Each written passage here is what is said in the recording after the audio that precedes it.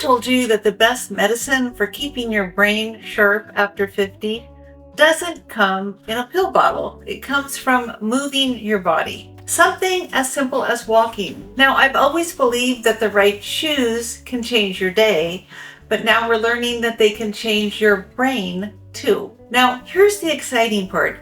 You don't need to train like an Olympian.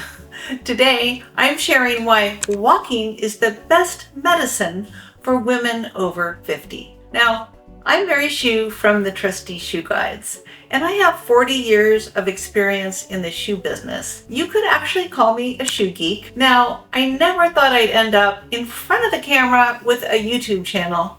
Never in a million years, especially at my age, but never say never in life. But the reason I'm here is because I have a lot of shoe wisdom to share. So I'm here every week with real advice, honest reviews, and support for your journey to comfortable, joyful movement at every age. And if you'd like even more on shoes and healthy aging, I've actually launched a newsletter for active women, and you'll find the link to join in the description below. It's packed with comfort tips, I do style advice, and healthy aging insights to keep you walking strong. So I would love to see you there. But this video is personal for me. My mom was actually diagnosed with Alzheimer's, and my family cared for her through what felt like a very, very long goodbye. And honestly, I sometimes worry that my own life is going to end up the same way. I share her genes, I look like her, and honestly, my memory isn't what it used to be.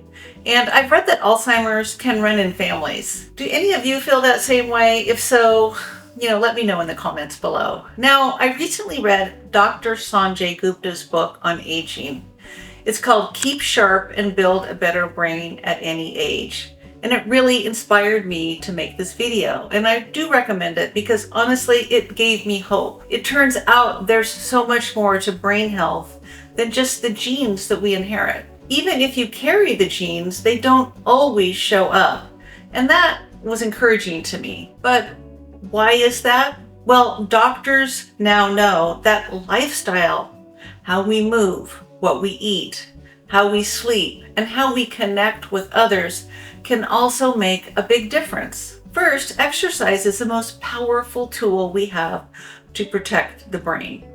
There are still no medications that can treat or reverse Alzheimer's, but study after study shows that movement can make a really big difference. But how much exercise do you actually need? Well, even just 2 sessions of physical activity a week over 6 months has been shown to improve memory and thinking skills. And if you can build up to 150 minutes of moderate activity spread across the week, then the benefits are actually even stronger. The key is consistency and making movement a regular part of your day-to-day life. Now, I'm not going to stand in front of you and act like I'm some big exercise guru. I mean, some days I struggle just like you do to get out the door. But I have made myself a goal to try to do 150 minutes a week. I don't always hit it, but that's what I'm shooting for. Now, Dr. Sanjay Gupta describes exercise like fertilizer for the brain. Now, within minutes of moving, you get sharper. Now, your so-called smart genes switch on, helping you to focus and learn. Now, any of you who have ever experienced your best ideas coming to you while you're exercising or after exercising know exactly what I mean. I have personally experienced that at times. Have you guys ever felt that way? If you have, go ahead and put it in the comments below. So the big takeaway here is, well, right now, the only prescription for protecting your memory is moving your body. Now, real quick, if you're getting value from this video, if you don't mind, hit that like and subscribe button. I would really appreciate it. It would mean the world to me. So thank you for that. So why does exercise work so well? Well, there's 3 main reasons. First, it regulates blood sugar, using it as fuel for your muscles instead of letting it sit in your bloodstream. That's important because big sugar spikes and crashes raise your risk for dementia. Second, exercise lowers inflammation, and chronic inflammation is one of the biggest drivers of brain decline. And third, it improves circulation and oxygen flow, which keeps your brain nourished and alert. And of course, your body reaps the rewards too, in stronger bones and muscles, better balance, more energy, better sleep, and even a stronger immune system. And here's the part I love the most. Those walks with your girlfriends, they count. Human connections with the brain can make a huge difference. Human connections keep your brain flexible and resilient. So chatting, laughing, walking actually strengthen neural pathways and lower stress and loneliness. That means those walks with your besties aren't just good for laughs and bonding. They're also great for lowering stress and fighting off loneliness, which can be a serious problem as we age. And this protects you against cognitive decline. Here's where I bring it back to shoes. We know that movement is the best medicine for your brain. But let's be real, if your feet hurt, you're not going to get off the couch.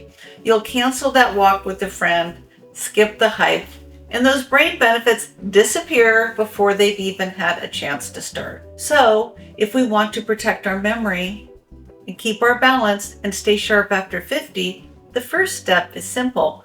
Put on shoes that love your feet. That means good heel support, good arch support, and proper cushioning. Those three are non-negotiables. Now, I talk a lot about comfortable shoes, and I'll go ahead and link to some of my favorite walking shoes in the description below in case you need to make an investment in your feet. So here's the bottom line. You don't need a magic pill to stay sharp. You just need movement, connection, and a good pair of walking shoes to take you there. Every step you take is an investment in your memory, your independence, and your future self. So start small, stay consistent, and choose shoes that make walking a joy. Your brain will thank you for it. Thank you, friends.